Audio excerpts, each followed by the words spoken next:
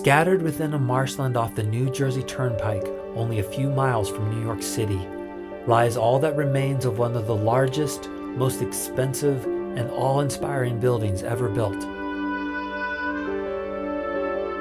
These are the ruins of the once grand Pennsylvania rail station. Artists, writers, and filmmakers, from J.D. Salinger to Alfred Hitchcock, were so inspired by the architecture that they designed entire scenes around the building just to include it in their works. As the gateway into New York City, it symbolized all the prestige and grandeur of the city at the height of its acclaim. But then in 1963, in the name of progress, Penn Station was torn to the ground. Vincent Scully lamented over the loss. Through it one entered the city like a god. One scuttles in now like a rat.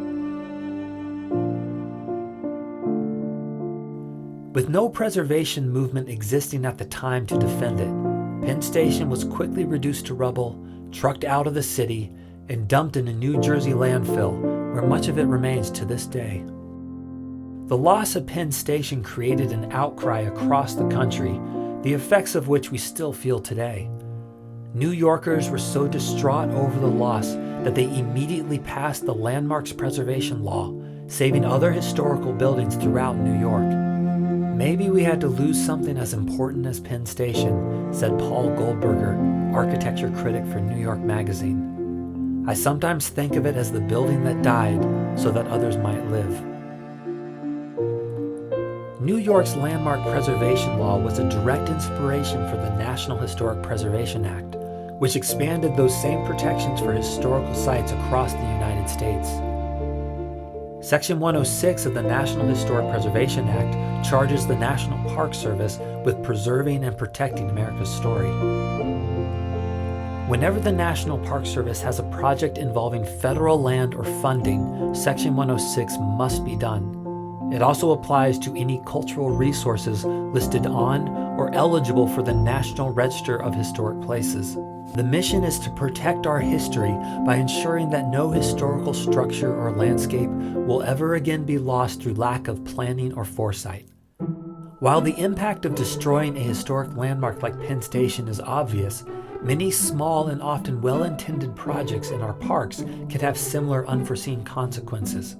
Digging a hole for a fence could accidentally cut through an ancient grave. A new comfort station situated in a battlefield could affect the viewshed. A new trail could lead to a sensitive resource such as an archaeological site.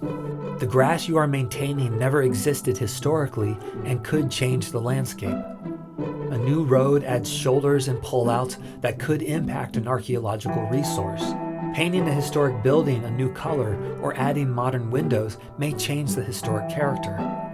The Section 106 compliance process helps us find solutions to balance the goals of historic preservation and park priorities and must be followed for every project.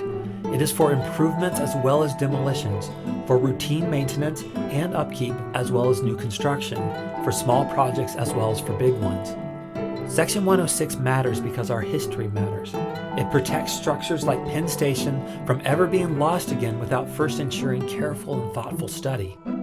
Following the 106 process represents the respect we have for our resources and the guarantee that they will be protected for future generations. It is fundamental to how we, the National Park Service, fulfill a primary part of our mission: to preserve unimpaired our cultural resources for the enjoyment, education, and inspiration of this and future generations.